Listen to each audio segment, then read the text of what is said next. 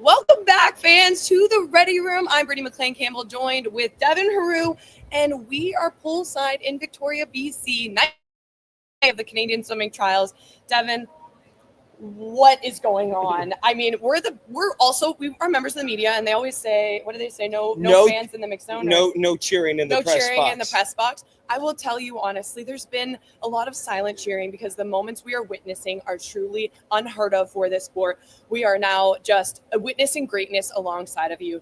Devin, that 200 IM world record tonight by Summer McIntosh. Yes, second world record in 3 days by the 18-year-old Canadian phenom. She came into these trials, Britt, eyeing greatness. She is doing it. You said it. The 200-meter individual medley world record. It stood for 10 years. 10 years. Katinka Hosszu, goodbye.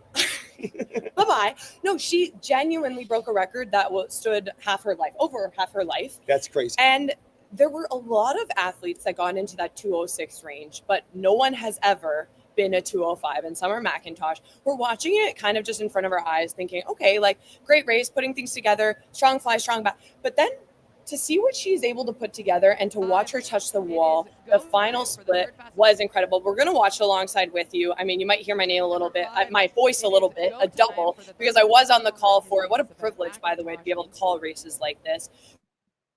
Be out fast, Devin, in the fly, because obviously a 200 butterfly individually. She also does the 400 AM. So really confident in the ability for her to get out fast. But she was swimming with a different kind of confidence.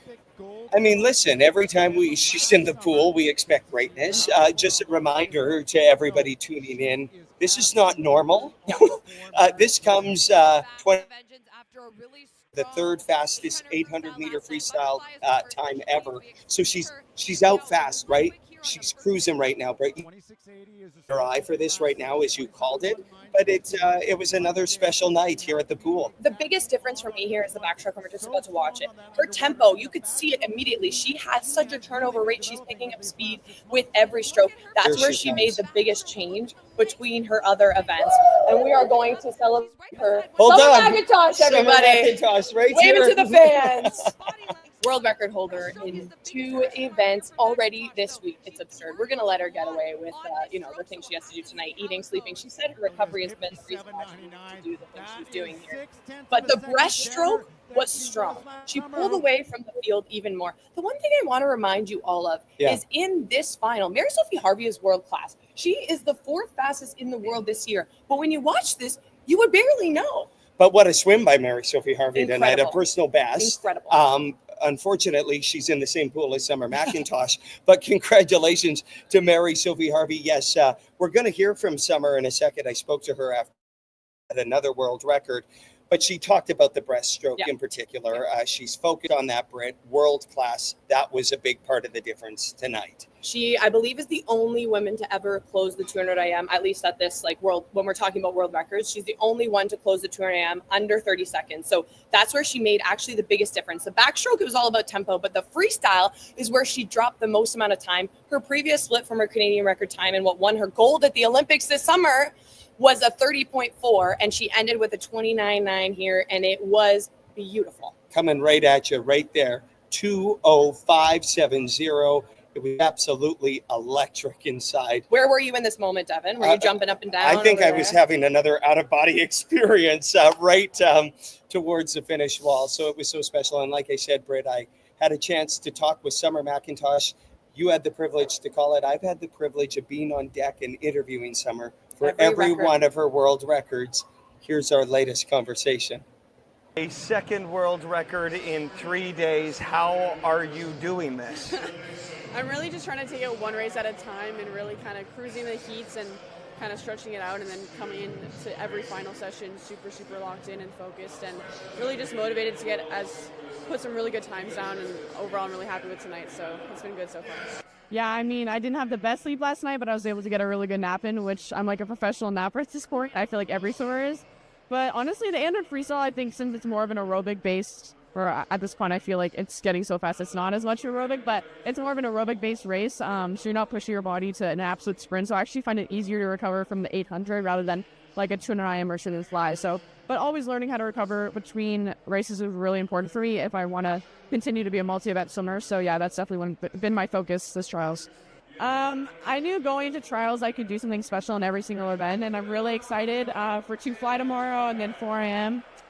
So yeah, it's going to be awesome, the next few races. So yeah, there's definitely a lot more that I can do and achieve here. So just kind of celebrating tonight, but then really just trying to calm myself down and get pumped up for tomorrow.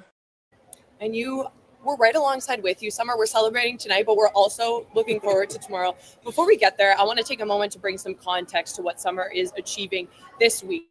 She has had 3 races here at these trials. She has broken 3 Canadian records. She has broken 2 world records. What we're witnessing is otherworldly. We've never seen it happen before. She's chasing things in this sport that we can't quite put words to, but trying to bring some context with this graphic right here, Dev. Back to back to back. It's one of the greatest meets ever, and we're only halfway through it. She still has 2 events left, Britt. And I do have to give a little shout out to that 3:54.18 as a 400 freestyler. I cannot fathom that time. Okay, like I'm gonna be honest. We're gonna be real here. You guys are all friends. We're all friends. 3:54, like. Never been under 3:55 before her, and she just took a second and 1.2 seconds off the world record. To bring context, I never like to make it about me, but the previous Canadian record holder before Summer went a 4:03. Okay, she's almost 10 seconds faster than any Canadian has ever been. What we're witnessing is just astonishing. Devin. It's astonishing. Summertime magic. Like I said, the 18-year-old Canadian is charting a new path. This is not normal, a reminder to that, and it's exciting. So it really is. Another memorable night at the pool. And yes, Summer is taking up the oxygen in the room here again today. But we've talked about this being the golden generation for Canadian swimming, Britt. There were a lot of Canadian records and a lot of standout performances as well as Summer's here today. One of my highlights had to be free because we saw our veterans step up. You know, I spoke to you in our pre-chat when we got to tease the meet overall, and I said it's a bit of a, we get to learn new names on the national team, but it's a test for the veterans, a gut check perhaps to see, are they in the shape they want to be? Do they have the speed they want to be? Did they come to this meet prepared? Do they let it get in their head? Well, some athletes in the 50 free absolutely performed. Oleksiak winning her first ever national title in the 50 free, a personal best time under that 25-second barrier. She is turning back time. She is confident. I talked to her after her heat this morning, Britt. She said, I have power. It was her second best time. And then tonight, under 25 seconds, she was flying. And I talked to Penny after the race. Here's what she had to say about her first ever time under 25 seconds. I'm definitely happy with that. I think I can be faster. It's what I've been working on this year is my front end speed, and it's taken a bit, but I'm finally kind of getting there, so hopefully the only way is up. I wondered about that. What does this time represent for you in your training, Penny? It's a step forward, for sure. It's a little step forward, but I'm hoping we can make some more leaps in the next month.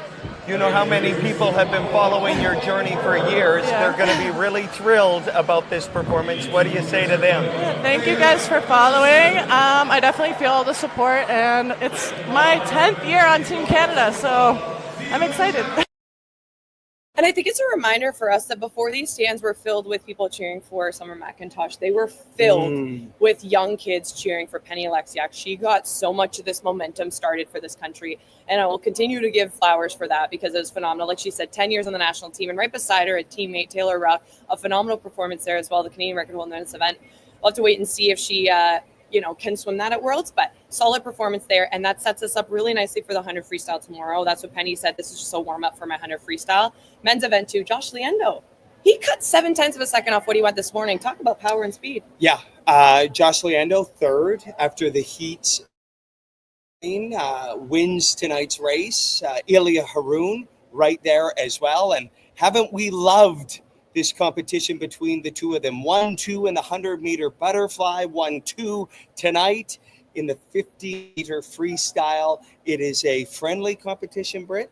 high tides raise all swimmers. And that's exactly, I think, what's happening between Josh and Ilya. They are the future. They are also the now. So this men's program is building. You had Ruslan Gaziev back in action as well. And so that men's relay looking really good as well. Yeah, and we're going to end the show by telling you a bit about what you have to keep an eye on tomorrow. But first, I do want to give a shout out to Alexandre Lepage, who takes the women's 100 breaststroke final. What a swim for her. She's been there before, but there's constantly been like, I'm almost there, and then a little disappointment. I'm almost there, a little disappointment. Of course, it was all about Sophie Angus last summer, but right now it is all about Alexandre Lepage. She makes her first ever senior long course world championship team. She was beaming down here. We had Canadian records on the para side as well, Britt.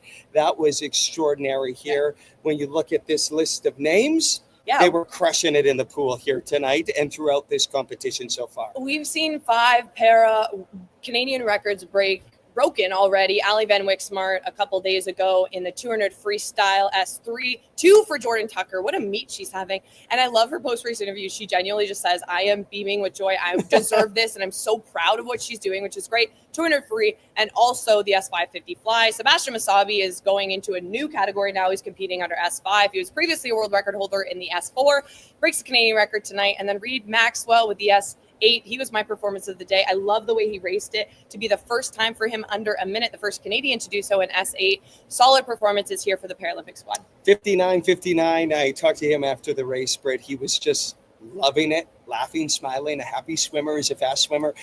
Quickly, I want to talk about Aurélie Rivard, who has been at 4 Paralympic Games for Canada.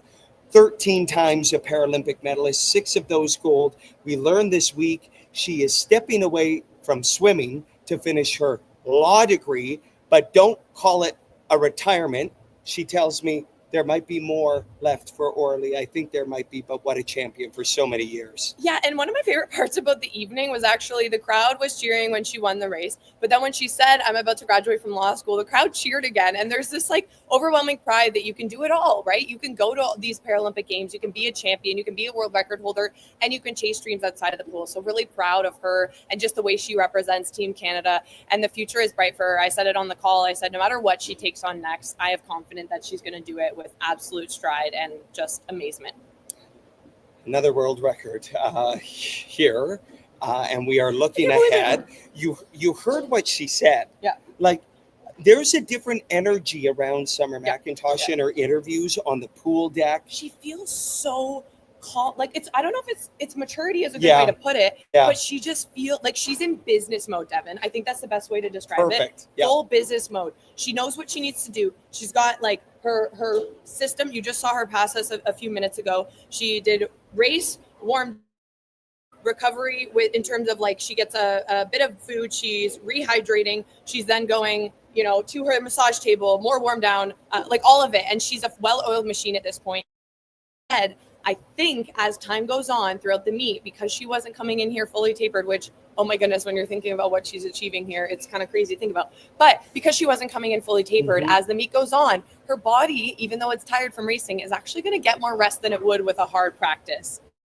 You know what that means, Devin? She's going to be faster, and it means tomorrow is a 200-meter butterfly. Before all of this, Britt and I made some bold predictions. I said she'd likely break the 400-meter free or 800-meter free world record. I was pretty good on that, Britt. You are so good, and I have to hold you accountable to it. I always say, not hold you accountable. I have to hold myself accountable to say, congratulations, Devin Heroux. You called that one, and you deserve it. But yes, we're going to tee up tomorrow's events. We've got the 100 freestyle, which today's 50 free was a really kind of a teaser for what to keep an eye on. The same characters on the women's side and the men's side will be contesting for spots on the relay at Worlds this summer. We're also going to see the Para 100 fly. Paralympic medalist in that event, Katie Cosgriff, will be featured.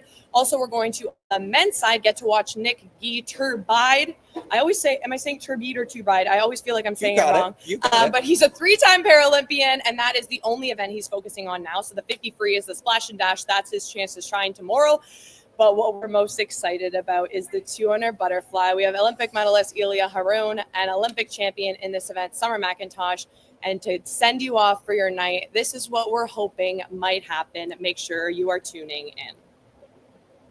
I think Summer McIntosh has a chance to break the world record in the 200 butterfly. Whoa. So, whoa. I know. This record has stood since 2009. Yes. It's happening on day 4 of the meet.